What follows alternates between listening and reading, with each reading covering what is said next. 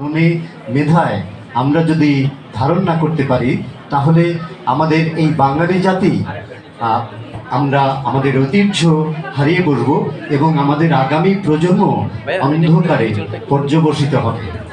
আজকে সকল জায়গায় আমরা দেখতে পাই আমাদের একান্নবর্তী পরিবার ভেঙে ছোট্ট ছোট্ট হয়ে যাচ্ছে, আমাদের বড় পৃথিবী ছোট হয়ে যাচ্ছে।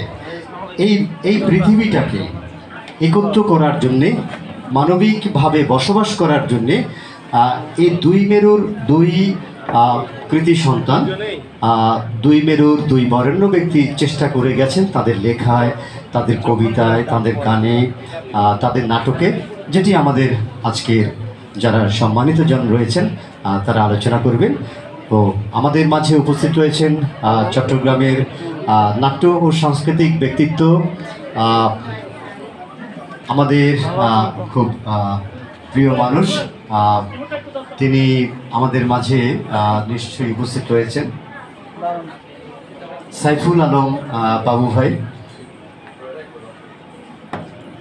আমাদের মাঝে উপস্থিত রয়েছেন। আমি তাকে অনুরোধ করব মঞ্চে আসার জন্য। আজকে সম্মানিত উদ্বোধক এবং সম্মানিত অতিথি প্রদীপ দেওয়ানজি, তার সাথে একই সাথে আমরা যখন নাটক চর্চা করতাম, আবৃত্তি চর্চা করতাম, আমাদের সহকর্মী সহযোদ্ধা বলা যায়, যিনি বয়সে অনেক একটু তরুণ হলেও তার কৃতিকর্মের কারণে তিনি অনেক বড় মাপের আমাদের কাছে, বাপ্পা চৌধুরী, তিনি রয়েছেন আমার সহযোদ্ধা। তাকে আমি একটা মঞ্চে আনবো আজকে থেকে 25-26 বছর আগেও চিন্তা করতে পারিনি, কিন্তু তার অবস্থান উজ্জ্বলভাবে তিনি ধরে রেখেছেন। বাপ্পা চৌধুরীকেও আমি মঞ্চে আসার জন্য আহ্বান জানাবো। একই সাথে আহ্বান জানাবো কলকাতা থেকে যিনি এসেছেন, বিশ্বভরা প্রাণ ভারত কমিটির সভাপতি, সঙ্গীত শিল্পী এবং আবৃত্তি শিল্পী বিধুরা ধর। আমরা যে দুই বাংলার সাংস্কৃতিক যে মেলবন্ধন আমরা করেছি, এই মেলবন্ধন নিয়ে হয়তো তিনি দু একটি কথা বলবেন, কারণ বিধুরা ধর প্রায় 1 মাস 2 মাস পরই বিশ্বভরা প্রাণের অনুষ্ঠান করেন কলকাতায়, সেখানকার বরণীয় ব্যক্তিদেরকে নিয়ে। আমি মঞ্চে আহ্বান জানাচ্ছি, অনুরোধ জানাচ্ছি আমাদের সম্মানিত অতিথি প্রদীপ দেওয়ানজি, আমাদের সবার গুরু, আহ্বান জানাচ্ছি সাইফুল আলম বাবু ভাই, আমাদের সবার প্রিয় ব্যক্তি।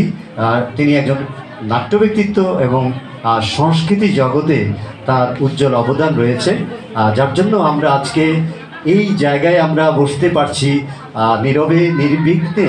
আমরা যখন কাজ করতাম শিল্পকলায়, তখনকার চেয়ে আজকের শিল্পকলা অনেক সরগরম। কেন?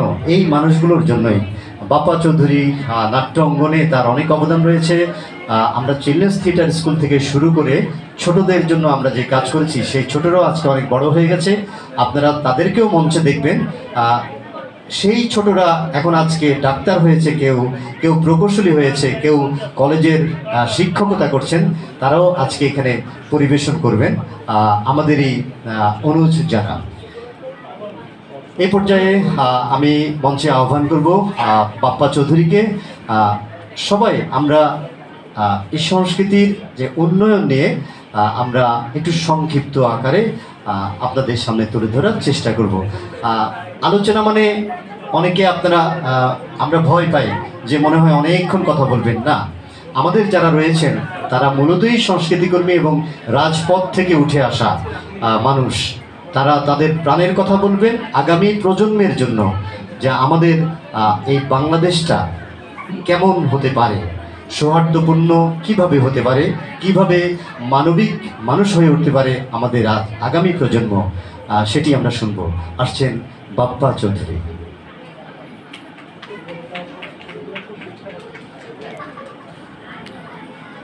প্রদীপ দে বারবার বলছিলেন যে বলে দিতে, যাতে সবাই একটু শোনার চেষ্টা করে। আসলে